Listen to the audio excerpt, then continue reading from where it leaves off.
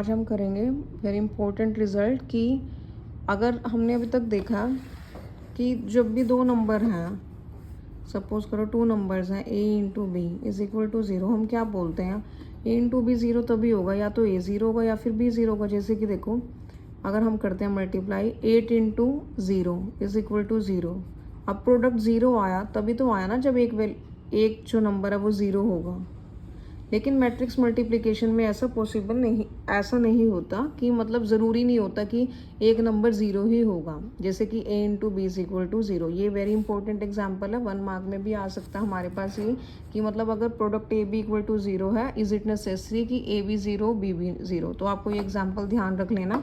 आपका जो एग्जाम्पल है ये एग्जाम्पल 15th है, गिवन है। देखो find A B if a is equal to this and b is equal to this. इसमें हम a b सॉल्व करते हैं। पहले देखो क्या आएगा, ए बी।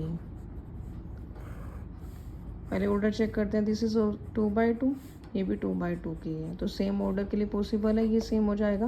रिजल्टेंट मैट्रिक्स भी आएगी 2/2। सेम ऑर्डर होगा अगर मैट्रिक्स का, तो जो रिजल्टेंट मैट्रिक्स आएगी उसका भी ऑर्डर सेम होगा। यहाँ पे सपोज करो ए का भी सेम है, इसका बी का भी सेम है, तो जो रिजल्टेंट मैट्रिक्स आएगी उसका भी ऑर्डर सेम आता है। अब इसको करते हैं, देखो इसको फर्स्ट रो को करेंगे फर्स्ट कॉलम से। सो 0 into 3 is 0 and -1 into 0 is 0, तो 0 आ गया। Again 0 into 5 is 0, -1 into 0 is 0, 0। 0 into 3 is 0, 2 into 0 is 0। So 0 into 5 is 0 and 2 into 0 is 0। सो हमारे पास जो ए बी आया वो आया 0, लेकिन हम देख सकते हैं कि जो मैट्रिक्स ए है ना तो वो 0 है और ना ही बी 0 है। सो मैट्रिक्स में ऐसा ज़रूरी नहीं है कि ए बी तभी 0 होगा, ए भी ज़ीरो हो सकता है, ना ही ए ज़ीरो है और ना ही बी ज़ीरो है। सो आपको ये एग्जांपल ध्यान रखना है। आ सकता है give an example to prove that कि ए बी ज़ीरो है लेकिन ना ही ए ज़ीरो है ना ही बी ज़ीरो है। So this is very important. एक ये है, नोट में चेक करेंगे, देखो ये भी इम्पोर्टेंट है कि सपोज करो आपको ए और बी जो मैट्रिक्स हैं, अगर उनकी मल्टीप्लिकेशन करनी है और एलिमेंट सिर्फ डायगोनल पे हैं, तो आप सीधा डायगोनल और सेम ऑर्डर की होनी चाहिए, इसके लिए कंडीशन ये है।